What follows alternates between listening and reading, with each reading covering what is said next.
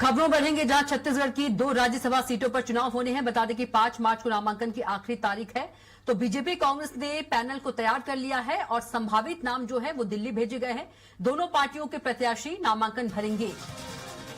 तो बता दें कि 5 मार्च नामांकन की आखिरी तारीख है। तो छत्तीसगढ़ की 2 राज्यसभा सीटों पर चुनाव होने हैं। तो 5 मार्च को नामांकन की आखिरी तारीख है और बीजेपी कांग्रेस ने पैनल तैयार कर संभावित नाम जो है वे उसे दिल्ली भेज दिया गया है। तो दोनों पार्टियों के प्रत्याशी जो हैं वो 5 मार्च को नामांकन भरेंगे। बता दें कि अंतिम तिथि है 5 मार्च।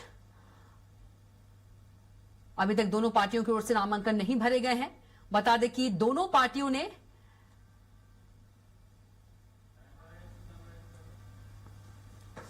पार्टियों के प्रत्याशी बता दें कि नामांकन भरेंगे और संभावित नाम जो है वे दोनों पार्टियों ने दिल्ली भेजे हैं।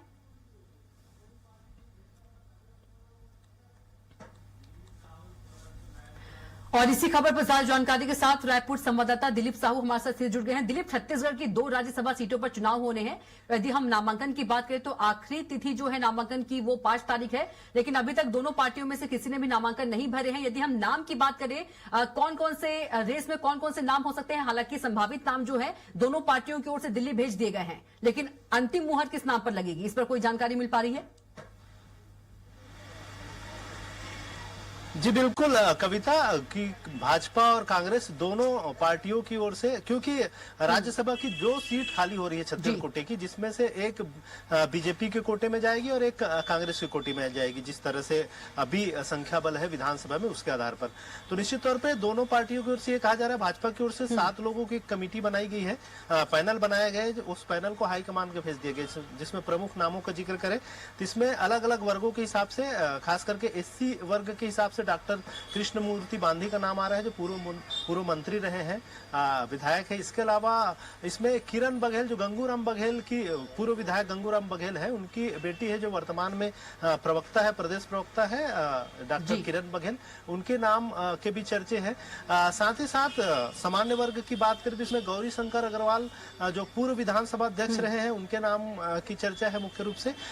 इसके अलावा सरोज पांडे, जो पूर्व राज्यसभा सांसद रह चुकी है, राष्ट्रीय लेवल पे लगातार नेतृत्व करती रही है पार्टी संगठन में। इसके साथ ही साथ कुछ और अलग अलग नामों का जिक्र है, लेकिन देखना होगा फाइनल जो अंतिम जो रूप लेना है वो ऊपर से ही लेना है। इसमें प्रबल प्रताप जुदेव का नाम भी शामिल है। इसी तरह कांग्रेस की बात करें, कांग्रेस में भी दीपक बैज से कल ही हमने चर्चा की तो उनका साफ तौर पर कहना था कि अंतिम फैसला हाईकमान ही करेंगे, लेकिन करीब 10 लोगों ने आवेदन दिए हैं कांग्रेस में अलग अलग क्षेत्र के। इसके अलावा प्रमुख नामों का जिक्र आ रहा है, उसमें यह भी कहा जा रहा है कि दीपक बैज, जो प्रदेश कांग्रेस अध्यक्ष है, उनको राज्यसभा भेजा जा सकता है, क्योंकि उन्होंने हाल ही में जब लोकसभा का चुनाव हुआ था उसमें भी हार का सामना करना पड़ा था और विधानसभा भी वे हारे थे। तो कहीं न कहीं प्रदेश अध्यक्ष है और उनको लेकर ये चल रहा है कि दिल्ली में कहीं न कहीं उनको राज्यसभा में भेजा जाना चाहिए। इसके अलावा प्रमुख नामों का जिक्र करें तो पूर्व डिप्टी सीएम टीएस सिंहदेव के नाम की भी चर्चा है। उनके नाम को लेकर भी लगातार कयास लगाया जा रहा है कि उन्हें भेजा जा सकता है। और ताम्रध्वज साहू, जो पूर्व मंत्री रहे हैं, ओबीसी मोर्चा के राष्ट्रीय अध्यक्ष भी रह चुके हैं संगठन में कांग्रेस के, तो उनके नामों को लेकर भी चर्चा है। तो हालांकि कोई अप्रत्याशित नाम भी हो सकता है और ये भी कहा जा रहा है कि अगर आला कमान दिल्ली से कोई नाम भेजता है तो उन्हें कहीं न कहीं ये होगा, लेकिन क्योंकि अभी विपक्ष में है इसलिए ये बड़ा मुद्दा भाजपा को नहीं देना चाहेगी कांग्रेस। तो स्थानीय में से ही किसी एक नाम पर मुहर लग सकता है। इसमें प्रमुख रूप से बातें कही जा रही है कि प्रदेश कांग्रेस अध्यक्ष दीपक बैज को ही भेजा जा सकता है। इस तरह की बातें कयास लगाई जा रही कांग्रेस की ओर से। अब देखना होगा, क्योंकि 3 दिन ही बचे हैं, 3 से 4 दिन ही बचे हैं। नामांकन 5 मार्च को जमा होना है, आखिरी दिन है। तो कहीं न कहीं 1-2 दिन में, क्योंकि अभी होली है, लेकिन एक एक नाम ही तय करना है। तो आला कमान की ओर से फाइनल लिस्ट आना है, पैनल के रूप से नाम दोनों पार्टियों की ओर से भेजा जा चुका है, लेकिन 1-2 दिन में क्लियर हो जाएगा, उसके बाद ही